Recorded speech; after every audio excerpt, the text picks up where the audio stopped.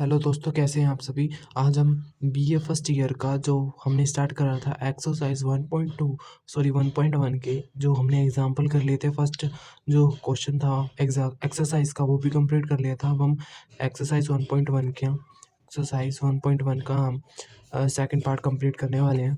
ठीक है, तो ये मैंने यहाँ पर इक्वेशन लिख ली सेकंड के फर्स्ट की। तो हमने क्या करना है, ये गिवन इक्वेशन है, हमें गिवन इक्वेशन लिख लेते हैं। यहाँ पर गिवन इक्वेशन है ये, हमें इसको कंपैरिजन करेंगे, हम कंपेयरिंग करेंगे हम जनरल सोल्यूशन के साथ। तो क्या होता है, ए एक्स स्क्वेयर प्लस में 2h(x)y प्लस में by स्क्वेयर प्लस में 2g(x) प्लस में 2fy प्लस में c इक्वल टू में 0। ठीक है, ये हमारा फर्स्ट हो गया, ये हमारी सेकंड हो गई।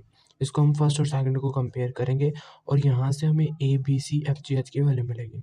इसको इसके साथ देखो कंपेयर करा, 13 आ गया। बी क्या आएगा हमारे पास, देखो बी है 37 और सी क्या आएगा हमारे पास, देखो सी है -2। अब एफ जी एच 2h है यहाँ पर और इसको इससे कंपेयर करेंगे तो यहाँ से आएगा -18, यानी कि एच की वैल्यू आएगी -9। ठीक है, और फिर यहाँ से हम करेंगे जी और एफ की वैल्यू। जी की देखो 2g है और यहाँ से कंपेयर करके देखा तो यहाँ पर 2 है, तो 2 सा डिवाइड करेंगे, मल्टीप्लाई में चला डिवाइड में चला जाएगा, यहाँ से आएगी जी की वैल्यू 1। ठीक है, और 2f की यहाँ पर 2f है, इसको इसके साथ कंपेयर करेंगे 14 के साथ, 2 7 14 होता है, तो f की वैल्यू 7 आ गई। ठीक है, तो A B C F G H की वैल्यू निकाली हमने। अब हम निकालते हैं डेल्टा। सेकंड स्टेप क्या होता है, डेल्टा की वैल्यू निकालना। ए बी सी प्लस में 2f, सॉरी यहाँ प्लस नहीं आएगा, ए बी सी मल्टीप्लाई में एफ 2f जी एच। अब इसका फर्स्ट ले लो, इसका फर्स्ट ले लो, इसका नहीं, इसका ये वाला माइनस लगा दो और पीछे वाले का स्क्वायर कर दो। ये याद करने का तरीका है, ये लो और पीछे वाले का स्क्वायर, ये लो सी और एच इसका स्क्वायर। मैंने डेल्टा की वैल्यू अभी A B C F G H की वैल्यू यहाँ से निकाली थी ना, यहाँ पर पुट करते हैं। ए क्या है 13, बी क्या 37 -2 प्लस में डेल्टा का 2 1, एफ की वैल्यू 1 है, एफ की वैल्यू 7 है ना, एफ की वैल्यू यहाँ पर आएगी 7, 2f की वैल्यू आएगी 7। तो यहाँ पर आ गई 7 और यहाँ से हमने यहाँ पर आएगी -9 और यहाँ एच की क्या वैल्यू आई है -9, एफ जी की वैल्यू आई है 1। ठीक है, यहाँ पर लिख देते हैं, तो -13 7 का स्क्वायर यानी कि एफ का स्क्वायर 7 का स्क्वायर हो गया, -2 का -9 का स्क्वायर। इसको अब हम सॉल्व करेंगे। ठीक है, सॉल्व करने के बाद हमारे पास आएगा डेल्टा नॉट इक्वल टू 0। आप कर लेना सॉल्व। ठीक है, डेल्टा हमारे पास नॉट इक्वल टू 0 आएगा, डेल्टा की वैल्यू आएगी -1600। ठीक है, इसको सॉल्व करने के बाद नॉट इक्वल टू 0 आ गया तो हमारे पास इलिप्स हाइपरबोला है, पैराबोला है, ये वाले केस बनेंगे। ठीक है ना, कि पेयर ऑफ, ये नहीं केस बनेंगे पेयर ऑफ स्ट्रेट लाइन, क्योंकि नॉट इक्वल टू 0 ना, डेल्टा इक्वल टू 0 होता तब बनते पेयर ऑफ स्ट्रेट लाइन, है ना, और ये अलग अलग केस। ठीक है, तो हम यहाँ से अब डेल्टा की वैल्यू निकाल ली नॉट इक्वल टू 0। अब इसमें हम क्या करेंगे, फाइंड करेंगे। अब हम फाइंड करेंगे हम ए बी माइनस में एच का स्क्वायर। उसको करने के लिए हम क्या करते हैं, ए क्या आया है हमारे पास 13, बी क्या हमारे पास 37। ठीक है, माइनस एच का स्क्वायर, एच क्या आया हमारे पास -9 यानी कि इवन पावर है तो पॉजिटिव हो जाएगा। 13 को 37 से मल्टीप्लाई करेंगे तो यहाँ पर आएगा 481 माइनस में 81 और ये आ जाएगा हमारे पास 400। तो जो इक्वेशन है वो फर्स्ट जो इक्वेशन है वो रिप्रेजेंट कर रही है इलिप्स। ठीक है, इलिप्स रिप्रेजेंट कर रही है। तो आगे हम सेंटर फाइंड करेंगे। ठीक है, सेंटर फाइंड करने के लिए हमें क्या पता करना होता है, देखो अगर जब हम फाइंड करते हैं सेंटर फाइंड करते हैं यानी कि एक्स और वाई की वैल्यू निकालते हैं, उसको निकालने के लिए हमें क्या करना है, कर्ल एफ बाई में curl X is equal to में 0, इसको अप्लाई करके वो 0 के जो भी आएगा इक्वेशन वो 0 के बराबर, कर्ल एफ बाई में curl Y is equal to में 0।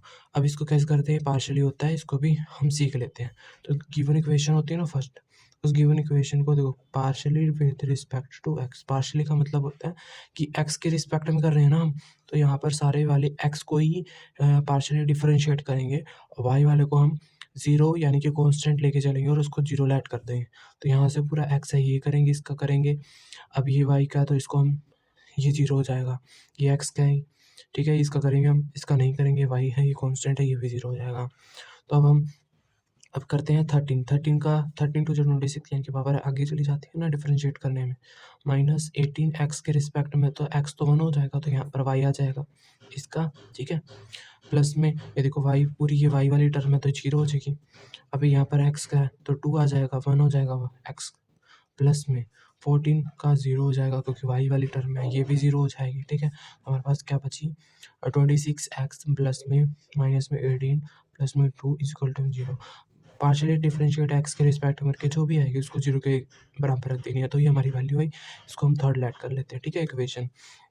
अब हम पार्शियली विद रिस्पेक्ट करेंगे वाई के फर्स्ट को हमने करना है, तो ये रही हमारी फर्स्ट, ये एक्स की है पूरी, तो ये 0 हो जाएगा। यहाँ से वाई है तो ये इसको करेंगे हम, इसको भी करेंगे, इसको नहीं करेंगे, इसको करेंगे, इसको नहीं करेंगे, ठीक है। तो यहाँ से हमारे पास आ जाती है 0 माइनस 18 एक्स प्लस में 74 वाई प्लस में 0 14 प्लस में 0 इक्वल टू में 0। तो इसको हम लिखें तो ये आएगा minus 18 X plus 74 Y plus में 14 इक्वल टू में 0। ये हमारी फोर्थ बन जाती है, ठीक है। अब हम इसको क्रॉस मल्टीप्लिकेशन से यहाँ से इसके एक्स और वाई निकाल लेंगे, ठीक है। सेंटर हम इसलिए तो निकालते हैं ना, देखो सेंटर निकालने के लिए हम पार्शियली एक्स के रिस्पेक्ट में वाई के, अब यहाँ पर हम यूजिंग करेंगे क्रॉस मल्टीप्लिकेशन मेथड और उधर से हम सॉल्व करेंगे इस सम को। मैं एक बार पीछे से देख के लिख लेता हूँ ये वैल्यू आई का, जो हमने चेक कर लेते हैं एक बार। यही है ये। अब हम इसको क्रॉस मल्टीप्लिकेशन से करेंगे एक्स वाई 1 और माइनस 18 बी से स्टार्ट होता है ना, माइनस 18 74 2 14, इसके बाद ये वाली 26 माइनस 18, फिर ये बीच में माइनस 18 74। अभी इसको इससे मल्टीप्लाई, इसको इससे मल्टीप्लाई, ठीक है। अब इसको मैं यहाँ लिख लेता हूँ, इसको यहाँ लिखेंगे तो माइनस 18 को 14 से मल्टीप्लाई, माइनस 74 2 को, 5 को हम लिखेंगे माइनस 18 को 2 से, 14 को 26 से, और 1 को करेंगे तो देखो 74 को हम किससे कर रहे हैं 26 से, और इसको माइनस 18 को किससे कर रहे हैं माइनस 18 से मल्टीप्लाई, ठीक है। तो इसको हम सॉल्व करेंगे तो हमारे पास x आएगा 400 और y आएगा माइनस 400 और ये आएगा 1 बाय में 600। अब क्या करना है, इस पूरी टर्म को इसके साथ मल्टीप्लाई, फिर इसको इसके साथ मल्टीप्लाई, माइनस 400 इक्वल टू 1600, ठीक है। y minus 400 equal to 1 by में 600, ठीक है। अब इसको क्रॉस करना है, इसको इसके साथ, इसको इसके साथ क्रॉस करने के बाद हमारे पास क्या आता है, x की वैल्यू आ जाती है, इसकी सोल्व कर लोगे x इज इक्वल टू में आएगा माइनस 400 1600, इसको जब काटेंगे तो x की वैल्यू आएगी माइनस 1 बाय में 4। सिमिलरली y की वैल्यू क्या आएगी माइनस 1 बाय में 4। तो ये हमारे पास x और y की वैल्यू आ गई, ये हमारे सेंटर आ गए। सेंटर क्या है हमारे पास, x को पहले लिखते हैं माइनस 4 बाय और इसको बाद में, तो एक ही है वैसे भी, यहाँ 4 है ये। तब equation of conic refer to as a origin, ठीक है। उसके लिए हम क्या करते हैं, जनरल सॉल्यूशन के पहले बी वाले लेटर तक इसको कैपिटल में लिख लेते हैं। यहाँ ये जितने भी है ना, इसको बी तक, ये रहे जनरल सॉल्यूशन बी तक है ना, इसको कैपिटल में लिखते हैं और बाकी C1 ले लेते हैं, और C1 का भी फॉर्मूला आता है, उसको याद रखना पड़ता है। तो ए एक्स स्क्वायर प्लस में 2h एक्स वाई प्लस में बी वाई स्क्वायर प्लस में सी, ठीक है, इक्वल टू में 0। और C1 निकालने के लिए हम क्या करते हैं, जी x1 प्लस में FY1 प्लस में सी, ये x और y यहाँ से निकाले हैं और जी f और c हम पीछे से निकालेंगे, जो हमने पहले ही निकाल रखे ना वो। देखो जी क्या चाहिए थे, जी f और c, जी f और c, तो 1 7 माइनस 2, तो यहाँ पुट कर देते हैं 1, जी की वैल्यू 1 थी और x1 हमारा 1 बाय में माइनस ये आया था प्लस में 7 माइनस 1 बाय में 4 एक्स वाई 1 की, और सी था माइनस 2, प्लस माइनस माइनस, इसको हम इधर ही सॉल्व कर लेते हैं, तो आएगा माइनस 1 बाय में 4 माइनस 7 बाय में 4, माइनस है, ठीक है, माइनस 2 माइनस 1 7 माइनस 8 4, और इसको सॉल्व करेंगे, इसको इधर ही कर लेते हैं, इसको सॉल्व करने के बाद आएगा माइनस 4, ठीक है। माइनस 4 को हमने क्या करना है, देखो C1 हमारा क्या आया माइनस 4, अब इसको हम उसमें पुट कर देंगे, इस वाली वैल्यू में हम पुट कर देंगे यहाँ पर, C1 के प्लेस पे।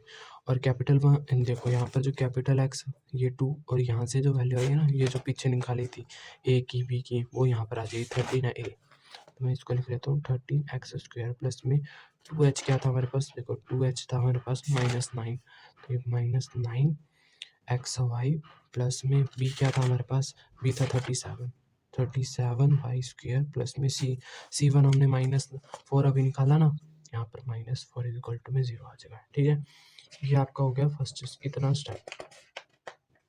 अब इसको हमने क्या करना है, इसको इतना कर लिया, इसको उस साइड ले जाएंगे 13x² माइनस में 9xy प्लस में 37y², इधर ले जाएंगे तो ये हो जाएगा प्लस का 4 और फिर इसके नीचे डिवाइड में ले आएंगे इसको -9xy 37, इनके सभी के नीचे 4 आ जाएगा और यहाँ पर 1 बचेगा। Equation refer to as a origin हो गया। ठीक है, यहाँ तक तो इस तरीके से आपका ये समझ आता है। और इसका जो सेकंड और थर्ड है, मैं इसको आपका स्क्रीनशॉट इसी वीडियो में डाल देता हूँ। ठीक है, और उसके बाद हम इसका जो थर्ड एक्सरसाइज, मैं एक बार बुक ले लेता हूँ। इसका देखो, ये जो सेकंड है और थर्ड है, सेकंड का सेकंड और थर्ड मैं इसकी फ़ोटो डाल दूँगा इस वीडियो में, और जो थर्ड है वो मैं करवा देता हूँ। और फोर्थ और फिफ्थ इतने इंपॉर्टेंट नहीं है, ये आएंगे भी नहीं पेपर में, तो ये आप 3 तक कर लो इसको। ठीक है, अगर अगर आपको फिर भी करना है फोर्थ और फिफ्थ तो कमेंट बॉक्स में मेरे को बता देना। तो मैं इसका थर्ड जो है वो मैं एक बार उतार लेता हूँ, राइट डाउन कर लेता हूँ।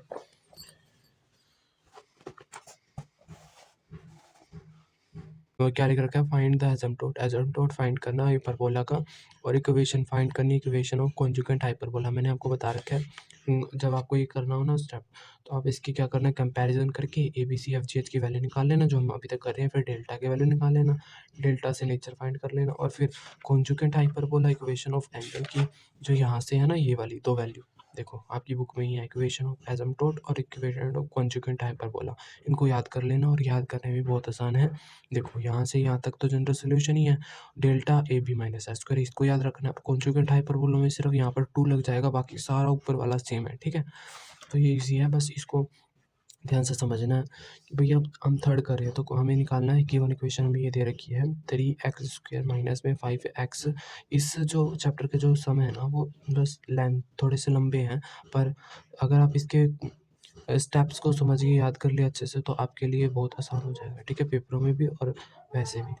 सॉल्यूशन देखो, तो ये मैंने गिवन इक्वेशन लिख ली, यहाँ से सॉल्यूशन करते हैं तो कंपैरिजन करते हैं। ए एक्स स्क्वायर प्लस में 2h(x)y प्लस में by स्क्वायर प्लस में 2gx प्लस में 2fy प्लस में c, और ठीक है, ये अभी हम निकाल रहे हैं सिर्फ एसिम्प्टोट निकाल रहे हैं, तो उसकी वैल्यू ये है ना, माइनस, यहाँ पर माइनस आएगा, डेल्टा ए बी माइनस में h² में 0।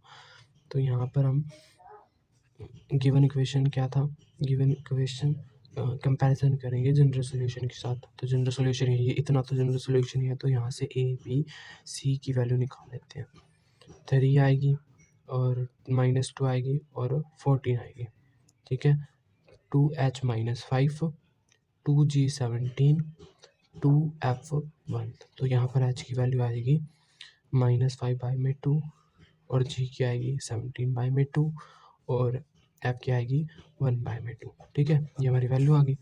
अब यहाँ पर डेल्टा में पुट करते हैं, ए बी सी प्लस में 2f(g)h। ठीक है, माइनस में af² माइनस में bg² माइनस में 2h²।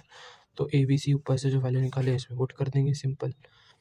3 -2 और 14 प्लस में 2, f क्या है हमारे पास, f है 1/2 मल्टीप्लाई में 17/2 माइनस 5/2, 3 1/2 का स्क्वायर।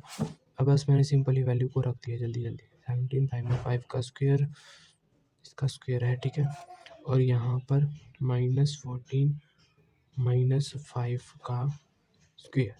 अब इसको जब हम सॉल्व करेंगे ना, तो हमारे पास जो वैल्यू आएगी delta not equal to 0 solve कर लेना आप। ठीक है, तो ए बी माइनस में h², तो 3 को मल्टीप्लाई करेंगे -2 से -5/2, इसको जब इसको सॉल्व करेंगे तो हमारे पास आएगा, मैं कर देता हूँ, -625। ठीक है, और फिर इसका एलसीएम ले लेंगे, यहाँ 1 लग गया, इसका 4 आ जाएगा, 4 को डिवाइड -24 -25, जब इसको सॉल्व करेंगे, ठीक है, इसको सॉल्व करके आएगा हमारे पास -49/4। ठीक है, ये नीचे 4 है ना।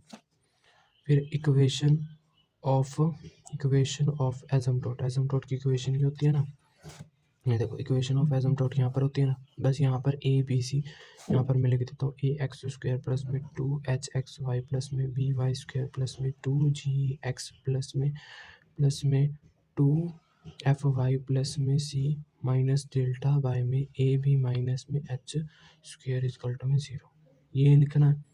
ठीक है, अब यहाँ से डेल्टा ए बी यहाँ पर इनकी वैल्यू ऊपर से देख के यहाँ से इधर रख लेते हैं। ठीक है, तो वो आएगी 33x माइनस में 5xy एच जी प्लस में 2y square minus plus 17x plus में y प्लस में